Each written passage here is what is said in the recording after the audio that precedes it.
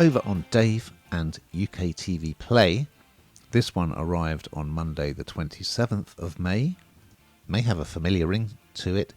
It's a new series called Mad Dogs, and here's a clip. Welcome to Belize.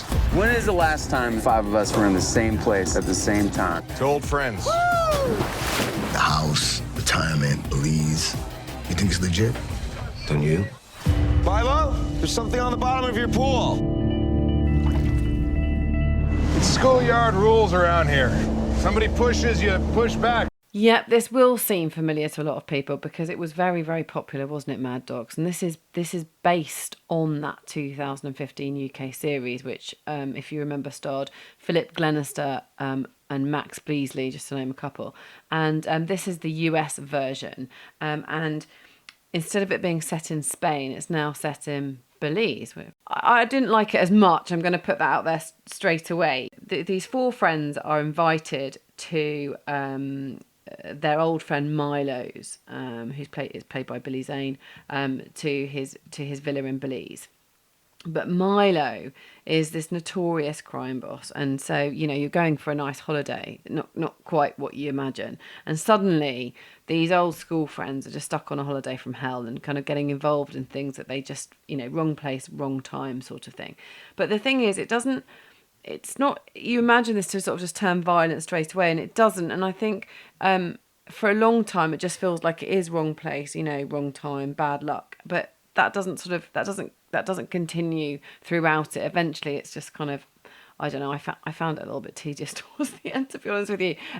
But there's one member of this group of 5 that's shot dead by a person wearing a cat mask. And so, of course, as you do, and suddenly they're drawn even deeper into this, web of crime, and they're choosing the wrong path all the time rather than the right path. And as I say, it's based on Mad Dogs, the original, so it doesn't wander hugely far from that.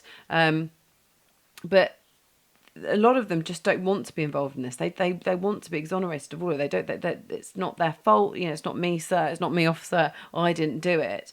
But you kind of, they are guilty by association to a degree, and they were over there, and they did choose to go over on this trip. And of course, you then have the police are in pursuit of them all, and they're all covering their tracks so much by this point that they're getting deeper and deeper into criminal activity. So it's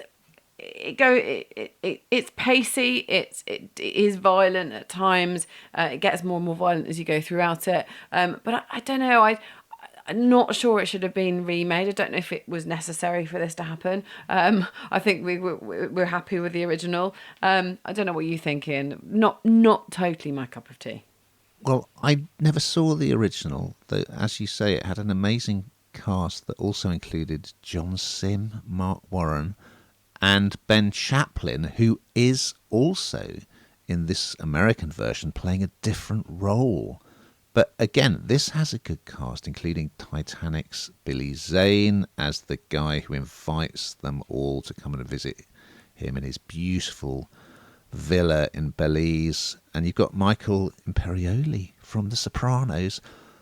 So I really enjoyed episode 1 because these are guys, they've all kind of got to that age where they've made their choices in life and, they're stuck with them. And it's a bit of fish out of water, in that they're all transported to this new environment. And I think it's quite good at portraying how, especially blokes, when they're let off the leash on holiday, how they can behave. There's a murder and the circumstances that lead them not to just go to the police and go home, but to try and kind of put things right because they're terrified, fearing for their lives.